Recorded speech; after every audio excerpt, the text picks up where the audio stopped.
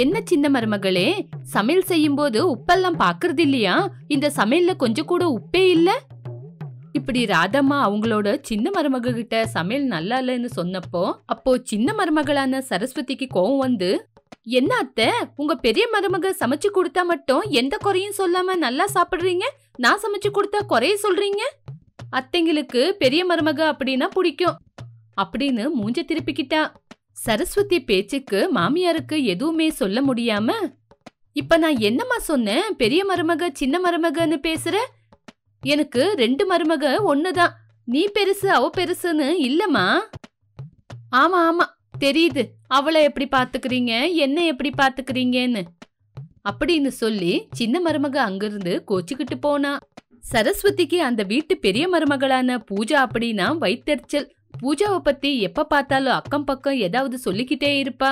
ஒரு நாள் வீட்டு பக்கத்துல இருந்த வெண்ணிலா ராதம்மா வீட்டுக்கு வந்தாங்க. ராதம்மா, ராதம்மா, யார் இருக்கீங்க வீட்ல? அப்படி கூப்பிட்ட உடனே வீட்டுக்குள்ள இருந்து சின்ன மருமகளான சரஸ்வதி வெளியே வந்து, என்ன சித்தி, என்ன வேணும்? உன்னோட அத்தை இல்லையா சரஸ்வதி? இல்ல, அவங்க வெளியே போயிருக்காங்க. என்ன விஷயம்? என்னன்னு சொல்றது சரஸ்வதி, வீட்டுக்கு சொந்தக்காரங்க வந்திருக்காங்க. அரிசி காலி ஆயிடுச்சு. எங்க வீட்டுக்காரு கூட வீட்ல இல்ல.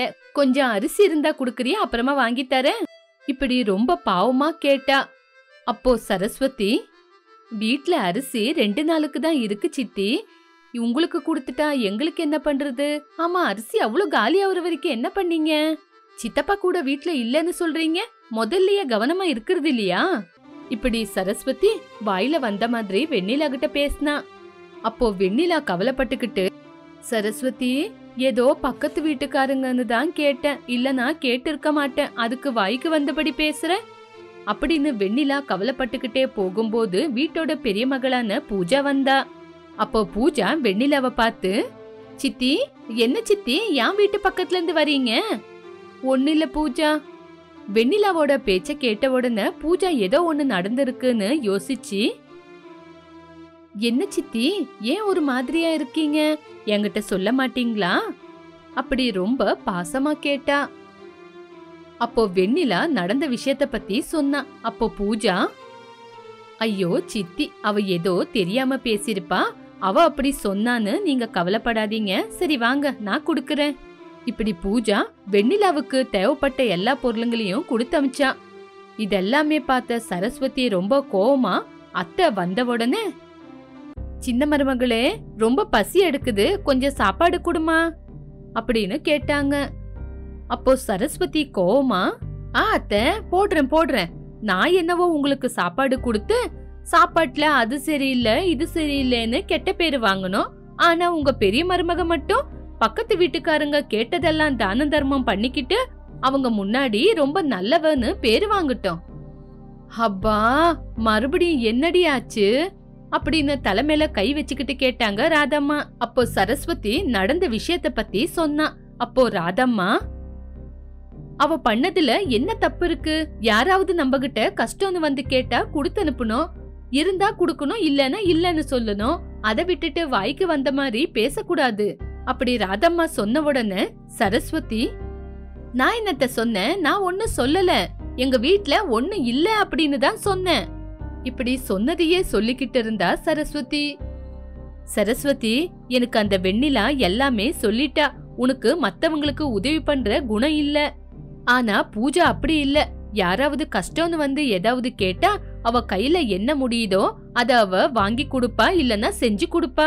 இனிமே நீ எப்பவுமே அவளை பத்தி என்கிட்ட தப்பா பேசாத. இப்படி சின்ன மருமக கிட்ட ராதம்மா பெரிய மருமக பத்தி பேசினாங்க. இப்படி பூஜா எல்லார்கிட்டயும் நல்ல பேரு வாங்குறது சின்ன மருமகளான சரஸ்வதிக்கு பிடிக்கவே பிடிக்காது. இந்த பூஜா வீட்ல இருக்கிற வரைக்கும் எனக்கு எப்பவுமே எல்லார்கிட்ட இருந்தும் கெட்ட பேருதான். ஏதாவது செஞ்சு இந்த பூஜாவை முதல்ல வீட்டை விட்டு வெளியே துரத்தணும், அதுதான் எனக்கு நல்லது அப்படி யோசிச்சுக்கிட்டு இருந்தா சரஸ்வதி. ஒரு நாள் பூஜா ஒரு தங்க நெக்லஸ் செஞ்சு சரஸ்வதிக்கு கிஃப்டா கொடுத்தா. சரஸ்வதி அத பார்த்து ரொம்பவே சந்தோஷப்பட்டா. எனக்கு எதுக்காக இந்த செயினை வாங்கி கொடுக்கற? ஏன் இந்த செயினை கூட வாங்கி போடுற அளவுக்கு தகுதி இல்லாதவளனா? இல்ல அந்த அளவுக்கு காசு இல்லையா என்கிட்ட? அப்படி சின்ன மருமக சொன்ன உடனே பூஜா அந்த வார்த்தையை கேட்டு, என்ன பேசணும்னே தெரியல. ஐயோ என்ன சரஸ்வதி, அதுக்காக எதுக்காக இந்த மாதிரி பேச்செல்லாம் பேசுற? நான் எப்பல இருந்த உனக்கு ஒரு gift வாங்கி கொடுக்கணும்னு யோசிச்சேன். நீ எதுக்காக எனக்கு gift கொடுக்கணும்?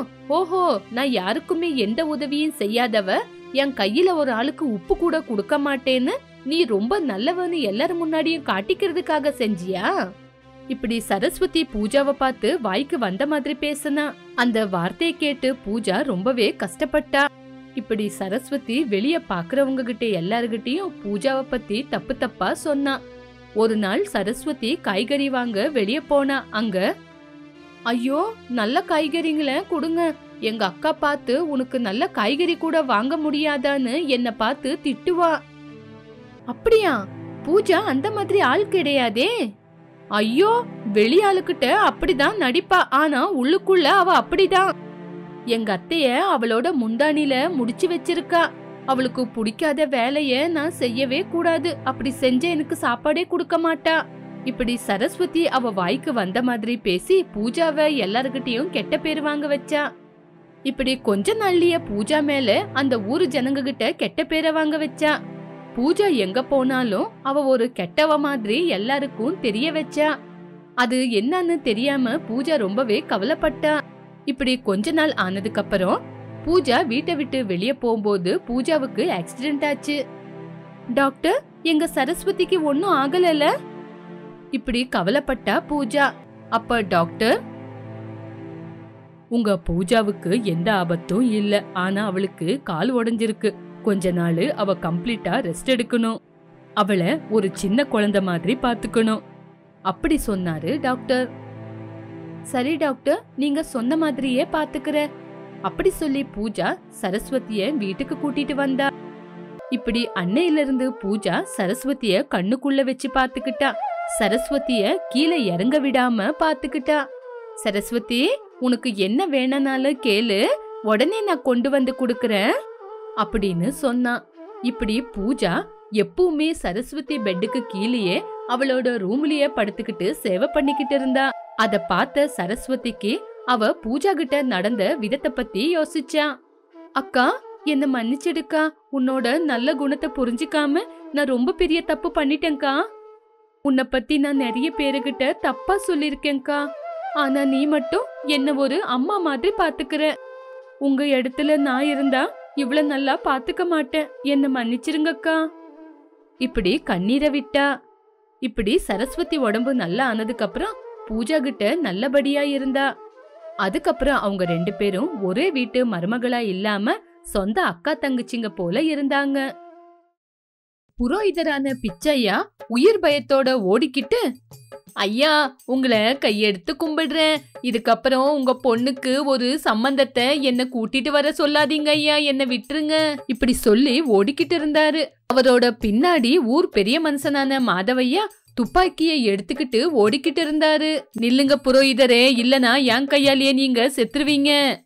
ஐயா மாதவையா, நான் சிக்கிக்கிட்டா செத்துருவேன்னு எனக்கு தெரியும், அதனாலதான் என் உயிரை கையில புடிச்சுக்கிட்டு ஓடிக்கிட்டு இருக்கேன். இங்க பாருங்க புரோகிதரே, எப்படி இருந்தாலும் உங்களோட சாவு என்னோட கையில தான். நில்லுங்க நில்லுங்க, நான் சுற்றுவேன், அப்புறம் புல்லட் உங்க மேலதான் படப்போகுது, இப்ப நீங்க கண்டிப்பா சாக போறீங்க அப்படி சொல்லி மாதவையா சுட்டுட்டாரு. புல்லட்டு புரோகிதரை நோக்கி போய்கிட்டு இருக்கும் போது ஓடிட்டு இருந்த புரோகிதரு நின்னுட்டு திரும்பி பார்த்தாரு. புல்லட்டு அவரை நோக்கி வந்துகிட்டு இருந்துச்சு. அந்த புல்லட்ட பார்த்த உடனே அவ்வளோதான், புரோகிதரான பிச்சையா எதுவுமே செய்ய முடியாம உயிர் பயத்துல, யோ கடவுளே, இந்த புல்லட்டு என் தலைக்கு பட்டு என் தலை செதர் தேங்காவா செதற போகுது. ஐயோ பிச்சையா, இன்னும் இங்கே நிக்கிறியேடா, ஓடுறா, ஓடி உயிரை காப்பாத்திக்கடா. இப்படி பயத்தோட ஓடுனாரு. பிச்சையா, எப்படியாவது தப்பிச்சுக்கோ, இல்லனா உன்னோட தலை செதர் தேங்காய் மாதிரி செதற போகுது அப்படி சொல்லி பின்னாடியே ஓடுனா. புரோகிதர் பின்னாலேயே புல்லட் போய்கிட்டு இருந்துச்சு. புச்சையா பயத்தோட ஓடிக்கிட்டே இருந்தாரு. புல்லட்டு புச்சையா கிட்ட போயிடுச்சு. அப்பவே புச்சையா காலுக்கு ஏதோ பட்டு கீழே படால்னு விழுந்துட்டாரு. அவ்வளோதான், புல்லட் வந்து மரத்துக்கு பட்டுச்சு. அதுக்குள்ள மாதவையா புச்சையா கிட்டே வந்துட்டாரு. புரோகிதரு எந்திரிச்சு நின்னாரு. முன்னாடி இருக்கிற மாதவையாவை பார்த்தாரு. ஏன்யா புரோகிதரே, என் பொண்ணுக்கு நல்லபடியா ஒரு நல்ல மாப்பிளைய பாரு அப்படின்னா ஏன்யா இப்படி என்ன பார்த்த உடனே ஓடி போற? ஐயா மாதவையா, உங்க பொண்ணு பாக்குறதுக்கு ரொம்ப லட்சணமா ரொம்ப அழகா இருக்காங்க. மாப்பிள்ளை வீட்டுக்காரு உங்க பொண்ண பார்த்து ஏதாவது கேட்பாங்க. நல்லா சமைக்க தெரியுமா, பாட தெரியுமா, வீட்டு வேலையெல்லாம் செய்ய தெரியுமா, காலையில எத்தனை மணிக்கு எந்திருப்ப, இப்படி எல்லாமே கேட்பாங்க. இந்த மாதிரி உங்க பொண்ணுகிட்ட உங்ககிட்ட கேட்டா என்ன பதில் சொல்லுவீங்க ஐயா? இப்படி புரோகிதர் கேட்ட உடனே மாதவையா எதுவுமே பேசாம தலகுனிஞ்சு நின்னாரு. நீங்க ரொம்ப நல்லவரு. எனக்கு உங்களை பத்தி உங்களோட வேலைய பத்தி ரொம்ப நல்லபடியா தெரியும். உங்க பொண்ணு ரொம்ப சோம்பேறின்னு நான் உங்ககிட்ட சொல்ல முடியாது. அவங்க கிட்ட உங்களை மாட்டி விட மாட்டேன், என்ன மன்னிச்சிடுங்க. அதுக்குதான் ஐயா நான் ஆமணி அம்மாவுக்கு ஒரு சம்பந்தத்தை பார்க்காம இருக்கேன், என்ன மன்னிச்சிடுங்க ஐயா. இப்படி வேண்டிக்கிட்டாரு புரோகிதரு. நீங்க சொல்றது என்னவோ உண்மைதான். என் பொண்ணு ரொம்பவே சோம்பேறி, ரொம்ப. நீங்க ஒரு வேலை செய்யுங்க, பையன் வீட்டுக்கார எங்க வீடு வரைக்கும் கொண்டு வந்து விடுங்க. அதுக்கப்புறம் என் பொண்ண பத்தி அவளுக்கு இருக்கிற சோம்பேறித்தனத்தை பத்தி நானே பேசிக்கிறேன். அவங்க புரிஞ்சுக்கிட்டா என் பொண்ணு ஒரு வீட்டுக்கு மருமகளா போவா. சரிங்க ஐயா, நீங்க சொன்ன மாதிரி உங்க பொண்ணுக்கு ஒரு நல்ல மாப்பிளைய நான் உங்க வீட்டுக்கு கூட்டிட்டு வந்து விடுறேன். அதுக்கப்புறம் நீங்க பாத்துங்க. அப்படி சொல்லி புரோகிதரான புச்சையா அங்கிருந்து கிளம்பி போனாங்க. மாதவையா கன் எடுத்துக்கிட்டு வீட்டுக்கு போனாரு. 2 நாளுக்கு அப்புறம் கார்ல வினய் அவங்க அப்பா அம்மா கூட சுகுணா வெங்கட்ராவ் கூட சேர்ந்து மந்தாரப்பள்ளி கிராமத்துக்கு போய்கிட்டு இருக்கும்போது ஒரு பக்கம் வண்டிய நிறுத்தினாங்க. என்னப்பா ஆச்சு, எதுக்காக இங்க காரை நிறுத்தின? புரோகிதரு சொன்ன மாதிரி நம்ம மந்தாரப்பள்ளி கிராமத்துக்கு வந்துட்டோமா, இதுக்கப்புறம் எந்த பக்கம் போனோன்னு எனக்கு தெரியல. போன் பண்ணா போனும் கிடைக்க மாட்டேங்குது. அப்பா வினய், புரோகிதரு சொன்னாரு இந்த கிராமத்துக்கு வந்த உடனே மாதவையா வீடு எங்கன்னு கேட்டா எல்லாருமே சொல்லுவாங்கன்னு. நீ போய் கேட்டுட்டு வாப்பா. ஆமாப்பா, உங்க அப்பா சொல்றது உண்மைதான். போய் மாதவையா வீட்டுக்கு எப்படி போறதுன்னு கேட்டுட்டு வா. ஓகே மம்மி, இப்பவே தெரிஞ்சுக்கிட்டு வரேன். இப்படி வினய் காரை விட்டு இறங்குனப்போ அந்த வழியா சேகர் அப்படின்னு ஒரு காலேஜ் பையன் வந்தான். வினய் அவனை பார்த்து கேட்டான், இங்க பாருங்க, இங்க நாங்க மாதவையா வீட்டுக்கு வந்திருக்கோம். அவங்களோட பொண்ணை பார்க்க வந்திருக்கோம், கொஞ்சம் வழி சொல்றீங்களா? இப்படி வினய் கேட்ட உடனே சேகர் உடனே சிரிச்சான். வினய் சுகுணா வெங்கட்ராவ் ஒருத்தருக்கு பாத்துக்கிட்டாங்க. ஆமனிய பாக்குறதுக்கு வந்திருக்கீங்களா? போங்க போங்க அப்படி சொல்லி ஜோரா சிரிச்சு வழியே சொல்லாம கிளம்பி போனான். வினய்க்கு எதுவுமே புரியல. இது என்னப்பா, மாதவையா வீட்டோட அட்ரஸ கேட்ட உடனே அவன் சிரிச்சுக்கிட்டே போறான், என்னப்பா விஷயம்? எனக்கு கூட ஒண்ணுமே புரியலப்பா. அங்க பாரு, காய்கறி விக்கிற பொம்பளை வராங்க. அவங்கள பார்த்து மாதவையா வீட்டுக்கு எப்படி போறதுன்னு கேளு. சரிங்கப்பா. இப்படி வினய் பாத்துக்கிட்டு இருக்கும்போது காய்கறி விக்கிற பொம்பளை வந்துச்சு. இங்க பாருங்கம்மா, நாங்க மாதவையா வீட்டுக்கு போனோம், எப்படி போறதுன்னு சொல்றீங்களா? மாதவையா வீட்டுக்கு போறீங்களா? சரி சரி, போங்க போங்க போங்க. அந்த பொம்பளை கூட சிரிச்சுக்கிட்டே அங்கிருந்து கிளம்பி போச்சு. அந்த சிரிப்பை பார்த்து 3 பேரும் என்ன பண்றதுன்னு தெரியாம காருக்குள்ள வந்தாங்க. அப்பா, நம்ம வந்த வழியே பாத்துக்கிட்டு போயிடலாம். இந்த ஊர்ல மாதவையா வீட்டோட அட்ரஸ கேட்டா எல்லாருமே சிரிக்கிறாங்க, என்ன விஷயம்னே தெரியல. எனக்கு என்னவோ சந்தேகமா இருக்குப்பா, வந்த வழியா பாத்துக்கிட்டு போயிடலாம். ஆமாங்க, எனக்கு கூட அப்படிதான் தோணுது. அவங்க பேரை சொன்ன உடனே எல்லாரும் சிரிக்கிறாங்கன்னா அந்த ஆளுக்கு பைத்தியம் பிடிச்சிருக்கணும், இல்லனா அவங்க பொண்ணான ஆமணிக்கு பைத்தியம் பிடிச்சிருக்கணும், இல்ல அவங்க வீட்ல ஏதாவது ஒரு பேய் இருக்கணும். நம்மளுக்கு இந்த சம்பந்தம் வேண்டாங்க, வாங்க திரும்பி போலாம். அப்படி இல்ல சுகுணா. இப்படி அவங்க 3 பேரும் பேசிக்கிட்டு இருக்கும்போது அந்த வழியா மாதவையா வந்தாரு. அவங்கள பார்த்து கையெடுத்து கும்பிட்டாரு. வணக்கங்க, நான் தான் மாதவையா. நீங்க வினய் சுகுணா வெங்கட்ராவ் தானே? என் பொண்ணு ஆமணிய நீங்க பார்க்க வந்திருக்கீங்க. அப்படி சொன்ன உடனே எல்லாரும் வணக்கம் வச்சாங்க. மாதவையா கூட சேர்ந்து வீட்டுக்கு வந்தாங்க. வேலைக்காரி எல்லாருக்கும் கூல் ட்ரிங்க்ஸ் கொடுத்தா. பொண்ணு ரெடி ஆகிக்கிட்டு இருக்கா, நான் போய் கூட்டிட்டு வரேன், அது வரைக்கும் நீங்க கூல்ட்ரிங்க்ஸ் சாப்பிட்டுக்கிட்டு இருங்க. அப்படி சொல்லி மாதவையா பொண்ணோட ரூமுக்கு வந்தாரு.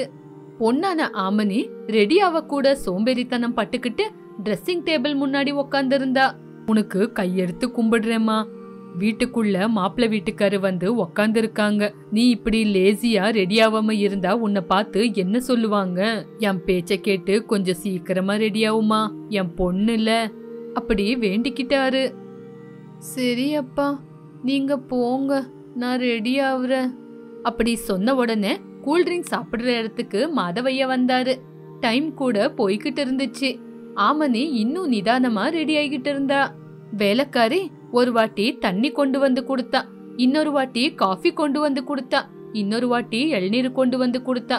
ஆனாலும் ஆமனி இன்னும் ரெடியே ஆகல. அப்ப ஆமனி ரொம்ப லேசின்னு அவங்களுக்கு புரிஞ்சு போச்சு. மாதவையா எவ்வளவுதான் கேட்டுக்கிட்டாலும் ஆமனி சீக்கிரமா ரெடியாகி அவங்க முன்னாடி வரவே இல்ல.